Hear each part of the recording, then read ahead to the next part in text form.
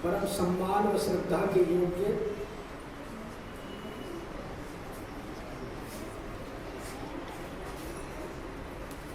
स्वतंत्र भारत के प्रथम उपराष्ट्रपति और द्वितीय राष्ट्रपति डॉक्टर सर्वपल्ली राधाकृष्णन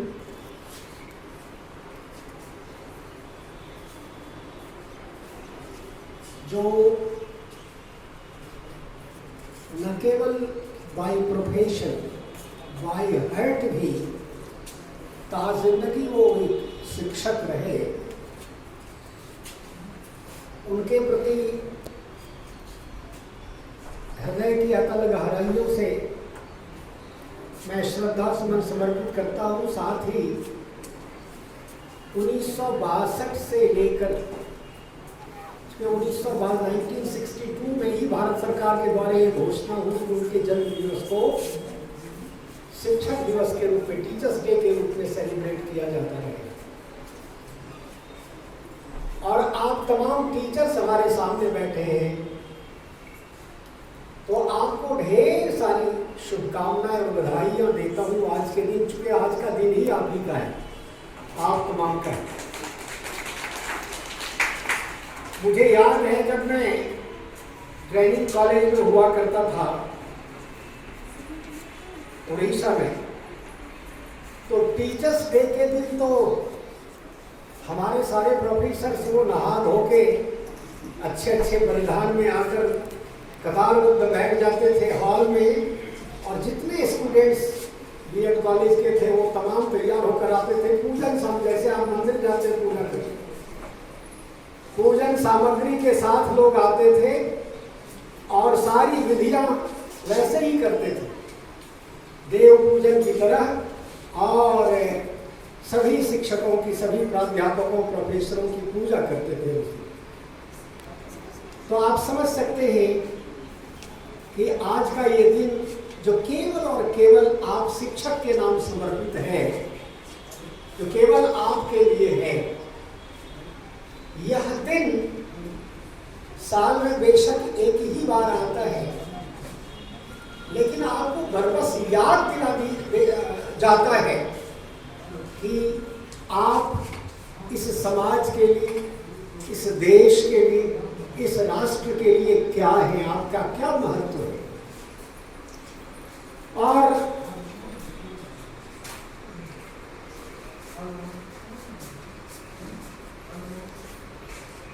हमारे जो प्राकृतिक ग्रंथ हैं, अब ये प्राकृतिक क्यों आध्यात्मिक मैंने क्यों कहा, इन दोनों में भेद है, उतनी गहराई में नहीं जाऊंगा। न केवल प्राकृतिक ग्रंथों में बल्कि आध्यात्मिक ग्रंथों में भी आपको सर्वोच्च स्थान, मुझे यह कहने में तनिक भी एतराज नहीं है, उज्र नहीं है, आपको सर्वोच्च स्थान, सर्वोच्च महत्व दिया गया।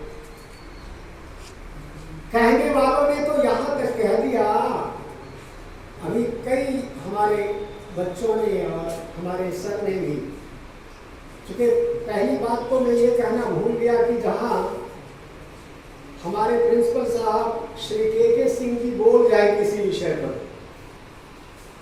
और डॉक्टर विजय कुमार सर बोले, और फिर ये दो बच्चे आए, इन लोगों ने इतना प्रकाश डाल दिया है आज के दिन पर, बोलने के लिए कुछ शेष रह नहीं गया है।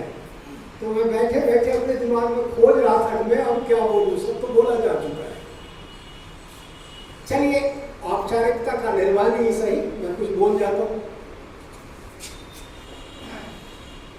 पूर्व वक्ताओं के प्रति नमन, वंदन, अभिनंदन, और आप तमाम शिक्षक समुदाय के प्रति, चूंकि आप नमनीय हैं, वंदनीय हैं, अर्चनीय हैं, अभ्यर्थनीय है, अभिनंदनीय है, सब कुछ है। क्योंकि कई लोगों ने ये श्लोक अभी दोहराया, गुरु ब्रह्मा गुरु विष्णु, पता नहीं हम आप किस हद तक इसको समझते हैं, क्या कहा जाता है इस श्लोक के माध्यम से। मैं थोड़ा सा प्रकाश डालूंगा। ऐसे केवल एक श्लोक पर 2-4 घंटे बोला जा सकता है, कम से कम हमारे जैसे छोटे वक्ता के लिए। लेकिन 2-4 लाइनों में, 2-4 वाक्यों में मैं इस पर थोड़ा सा दृष्टिपात करूं, चूंकि यह आपसे जुड़ा हुआ मामला है। गुरु ब्रह्मा गुरु विष्णु गुरुदेवो महेश्वर, गुरु साक्षात परम ब्रह्म। समझिए इस बात की सेंसिटिविटी को, संवेदनशीलता को,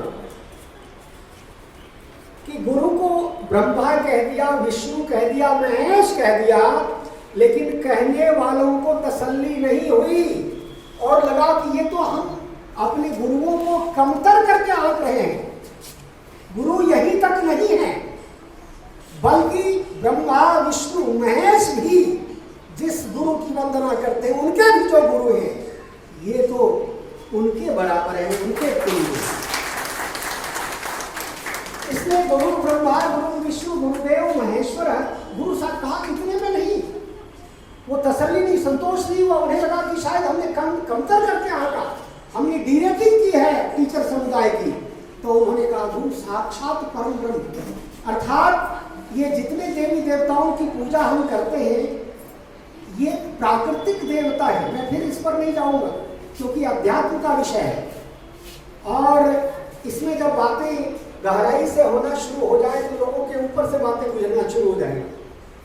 तो ये सारे प्राकृतिक देव हैं। जब मैं जिसकी बात कर रहा हूँ, गुरु साक्षात परम ब्रह्म अर्थात परम ब्रह्म जो है, वही सचमुच और वही एकमुस्त एक छत्र ब्रह्म है, जिसके अंदर ये पूरा चराचर जगत आता है, ये पूरी दुनिया आती है और सारे देव देवी लोग आते हैं।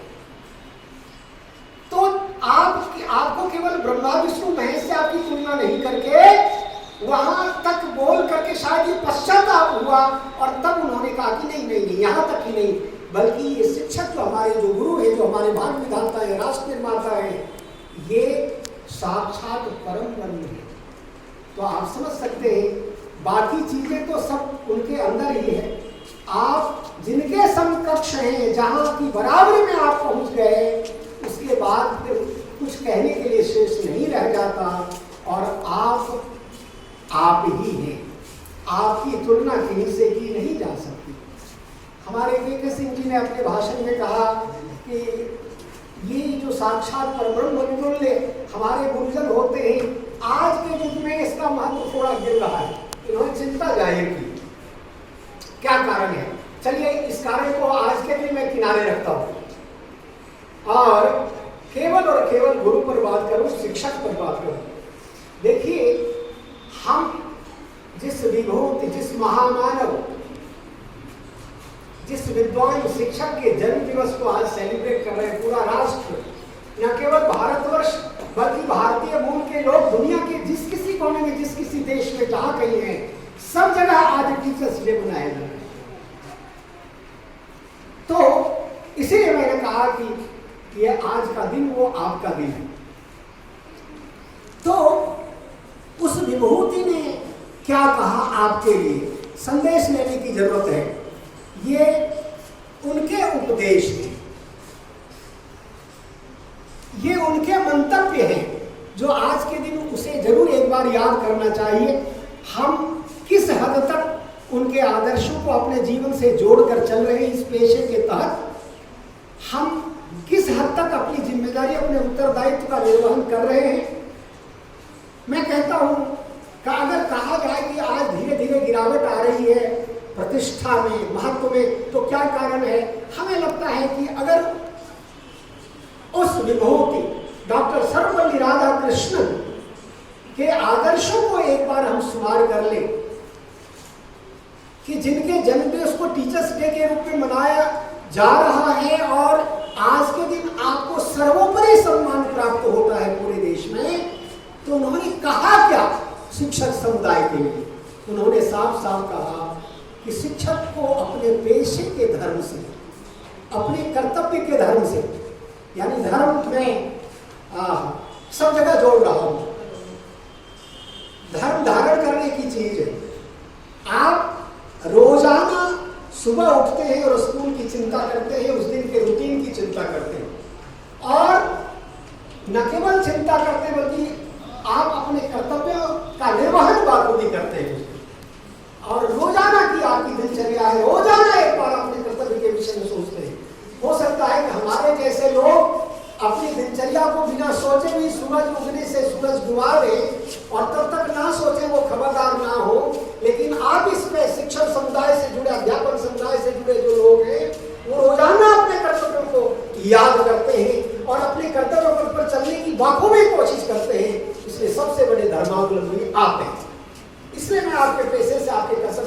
पर जोड़ता है।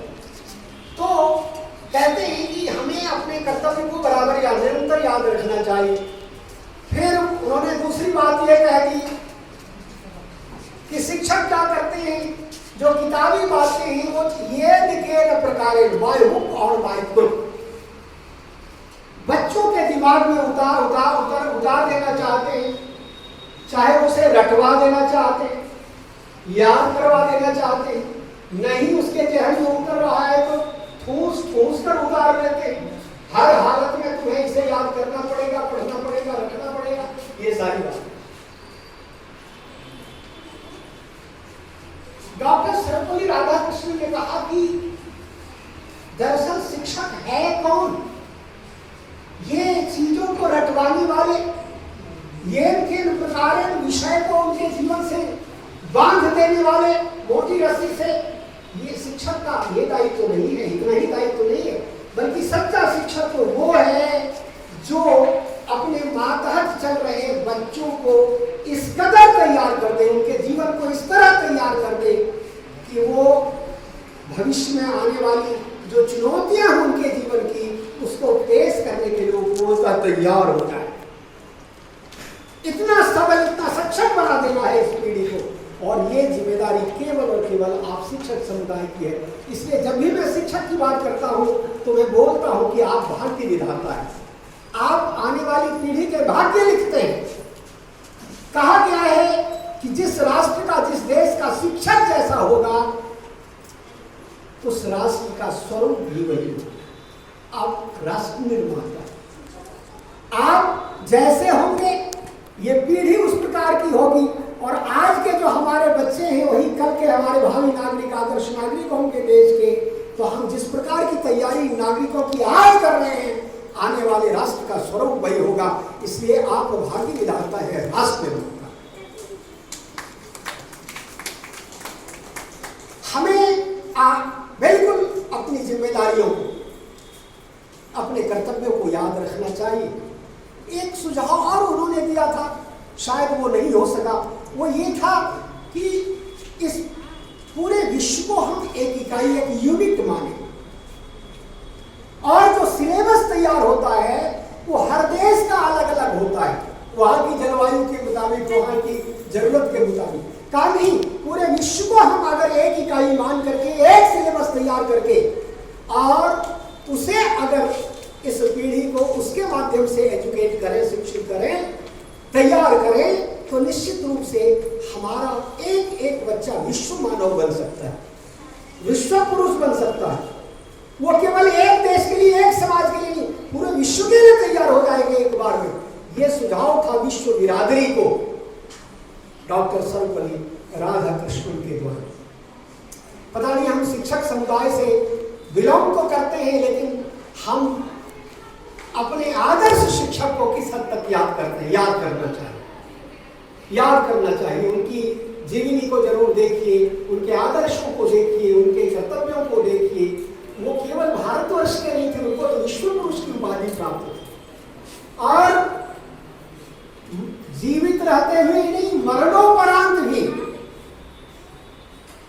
अलग अलग देशों ने अलग अलग अलंकरणों से उन्हें नवाजा, सम्मानित किया। आप का जो महत्व है आप बखूबी से समझते हैं, और आपको समझना भी चाहिए। आज का दिन निश्चित रूप से हमें लगता है प्रिंसिपल साहब ने इस बात को भी दोहरा दिया है, कुछ कहने की आवश्यकता नहीं है, कि हमें अपने उत्तरदायित्व के निर्वहन का संकल्प आज के दिन लेना चाहिए। हमें अपने कर्तव्य के निर्वहन का संकल्प, उसकी कसमें आज हमें खानी चाहिए। हमें ये बिल्कुल, अगर हम अपने कर्तव्य पथ पर चलते रहेंगे, अपनी ड्यूटीज, अपने उत्तरदायित्व का निर्वहन बखूबी करेंगे, तो हमारे महत्व के गिरने का सवाल पैदा नहीं होता। हमारा महत्व अगर कहीं डिक्रीजिंग ऑर्डर में है, तो हम मान कर चलते हैं कि हम कहीं अपने उत्तरदायित्व से बेखबर हैं, कहीं हमारा आचरण अनुत्तरदायी रहा है समाज के प्रति, जबकि आप समाज के सबसे आदरणीय तबके को बिलोंग करते हैं। आपको पता है कि मैं भारतवर्ष की बात नहीं कर रहा हूं,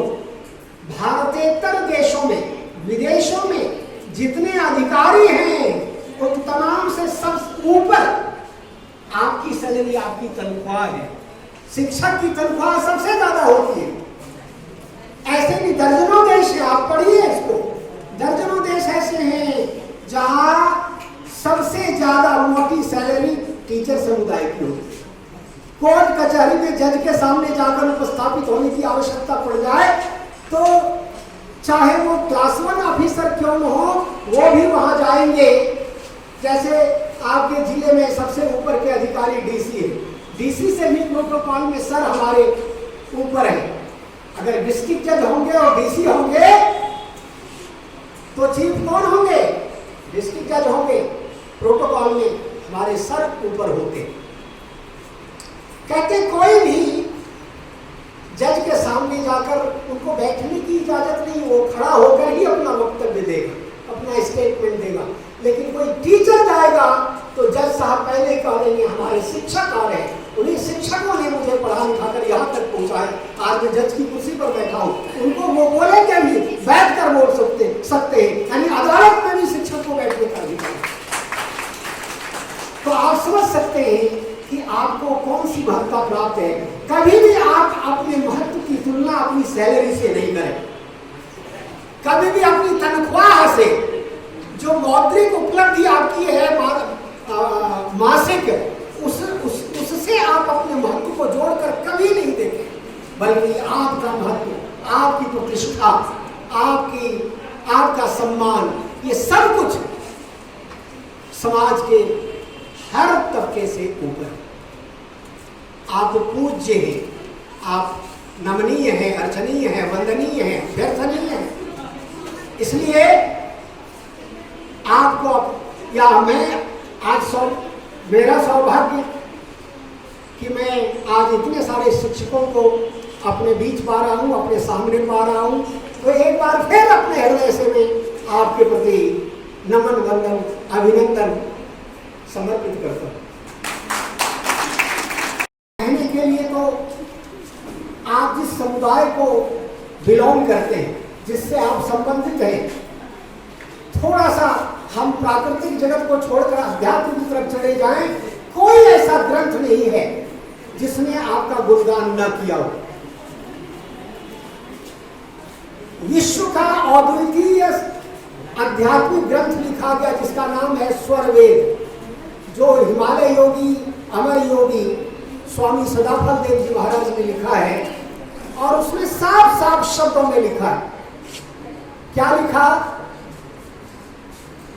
कि गुरु समान नहीं जगमह कोई,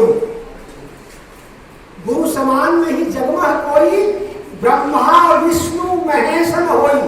अब वो गुरु ब्रह्मा गुरु विष्णु की बात जो हम पहले कर आए, उसका जवाब है ये। उन्होंने साफ कहा कि गुरु समान नहीं जगमह कोई, ब्रह्मा विष्णु महेशन होई। अर्थात गुरु के समान तो ब्रह्मा विष्णु महेश भी नहीं होते। ऋषि मुनि योगी गुरुपद सेवे, राम कृष्ण यही मत देवे। यानी ऋषि मुनि महात्मा संत समुदाय जितने हैं, जितने अध्यात्म जगत के पुरुष हैं, महापुरुष हैं, महामानव हैं, वो तमाम के गुरु हैं। ब्रह्मा विष्णु महेश के भी गुरु हैं। कहते हैं ब्रह्मा विष्णु महेश ने अपने गुरु से प्रार्थना करके, तपस्या करके, अब कहते हैं इन तीनों ने 60 हजार वर्ष तपस्या की थी, तब सृष्टि का अधिकार ब्रह्मा को, पालन का अधिकार विष्णु को और अन्याय के समन का अधिकार शिव को प्राप्त हुआ था। तो उनको वही भी जो ये शक्ति प्राप्त हुई है वो अपने गुरु से प्राप्त हुई है। तो आप उस समुदाय से संबंधित हैं, इसलिए आपके विषय में कुछ नहीं कहा जा सकता। उसी स्वर वेद का एक दोहा है जिसमें लिखा है कि गुरु महिमा को कह सके, कौन कह सकता है गुरु की महिमा को? गुरु महिमा को कह सके थकित शारदा शेष। शारदा अर्थात सरस्वती, सरस्वती की लेखनी, सरस्वती का मुखारबिंद भी थक जाएगा और परास्त हो जाएगा, वो आपकी महिमा का बखान नहीं कर सकती। इतना ही नहीं, उन्होंने शेष अर्थात 1000 मुख वाला शेष, शेषनाग शेषावतार भगवान, वो भी अगर गुरु की महिमा का बखान करने लगे तो नहीं कर सकता। थकित शारदा शेष, जिन जाना तिल पाइया, सदगुरु चरण अशेष। अशेष महिमा महत्ता आपकी है। आप उस समुदाय को बिलोंग करते हैं। जरा समझिए कि आप हैं क्या। इस चीज को केवल याद करने की जरूरत है, फिर ये आपकी जो धर्म और कर्तव्य और रोजाना का उत्तरदायित्व स्वतः आपके जीवन में स्थान ले लेगा, क्योंकि आप अपने महत्व को शुमार करेंगे। आप समझेंगे इस समाज के लिए आप कितने महत्वपूर्ण हैं। आप सबसे आदरणीय, सबसे नम्य और अभ्यर्थनीय तबका है समाज के। चाहे कोई कुछ भी बन जाए, लेकिन वो किसी न किसी गुरु के आशीर्वाद से ही वहां तक पहुंचा है, उस प्रतिष्ठित तक पर पहुंचा है। आप लोग रामकृष्ण की पूजा करते हैं, अरे राम की भी तो गुरु थे। वो चाहे गुरु वशिष्ठ रहे हो, गुरु विश्वामित्र रहे हो। कृष्ण की बात करते हैं, कृष्ण के गुरु थे ऋषि संदीपन, अर्थात जिसको ईश्वर के रूप में जो पूरे भूमंडल पे पूजित है। मैं कहता हूं वो भी गुरु के आशीर्वाद से ही उस लेवल तक, उस ओहदे तक पहुंचे। तो आप वो हैं जो मिट्टी को छू दे तो सोना बन जाए। आप वो है जो अंधकार किसी चीज को छू दे तो वो देव तुल्य हो जाए। समझिए आप क्या है। तो ऐसे में आपकी जितनी प्रशंसा की जाए, जितना अभिनंदन अभिवादन किया जाए, वो थोड़ा होगा। और सचमुच मैं अपने दिनों को याद करता हूं जब मैं शिक्षक हुआ करता था। मुझे लगता है कि मुझे ताजिंदगी शिक्षक ही रहना था, और अभी भी हृदय से मैं शिक्षक हूं। क्योंकि मुझे याद है कि शिक्षक रहते हुए जो सम्मान प्राप्त मुझको हुआ। आपके सामने एक प्रिंसिपल साहब तो बैठे कम से कम, इन्होंने डीएवी ज्वाइन ही की थी। मैं उसमें पोस्ट ग्रेजुएट टीचर था और सर ने ज्वाइन किया था। सर याद है ना, इन्होंने डीएवी ज्वाइन की थी और मैं पीजीटी हुआ करता था। और इन्हें पता है कि बहुत सम्मान, बहुत आदर मिला है।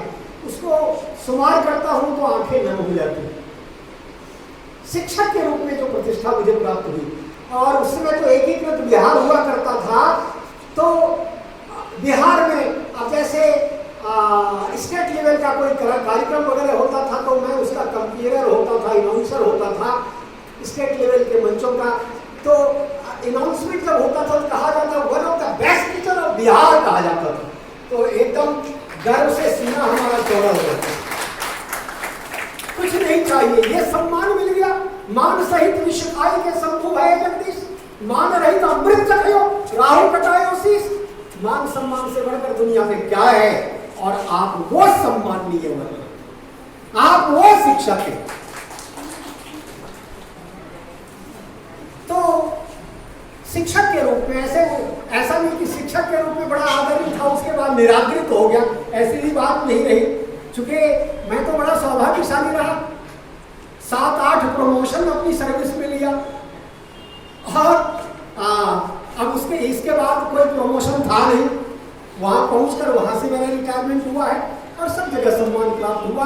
मैं तो अनजान जगह पे अनजान व्यक्ति से पहली बार मिलता था और लगता था कि वर्षों से ये परिचित है, उस प्रकार से लोग पेश आते थे। ये मेरा सौभाग्य रहा है।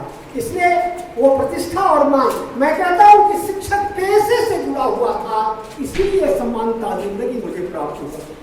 मैं आपको हृदय से सम्मान देता हूँ, हृदय की गहराई से सम्मान देता हूँ। और मैं कहता हूँ इस समुदाय का, मैं कामना करता हूँ इस शिक्षक समुदाय, अध्यापक समुदाय का सम्मान इसी प्रकार जब तक सूरज चांद रहे तब तक आपका सम्मान बना रहे। लेकिन उसके साथ मैं थोड़ा सा टैग करना चाहूंगा कि ये तब होगा जब आप अपने कर्तव्य को याद रखेंगे। आपको पता है कर्तव्य और अधिकार एक ही सिक्के के दो पहलू है, 2 sides of one coin। आप केवल कर्तव्य पर बल देंगे, अधिकार चलकर पैदल स्वतः आपके पास आएगा। मैं तो कहता हूं मैंने कोई प्रमोशन कभी नहीं मांगा। जब मेरा स्थानांतरण हुआ एक बार मैंने नहीं कहा कि ये जगह मेरे लिए पसंदीदा नहीं है। मैं जानता था कि जगह गलती और बिगड़ती है व्यक्ति से, अगर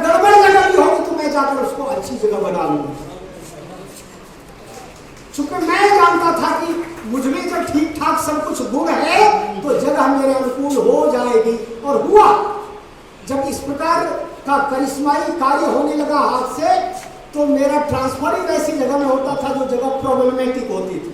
ज़्यादा जहाँ समस्या है वहाँ इनका ट्रांसफर कर दो, ये जाकर कर देंगे ठीक ठाक। और मेरे हाथ में होता रहा, और आज भी मैं रिटायर्ड जरूर हूँ, लेकिन मान सम्मान आज भी यहाँ से लेकर दिल्ली तक वैसे ही बना हुआ है।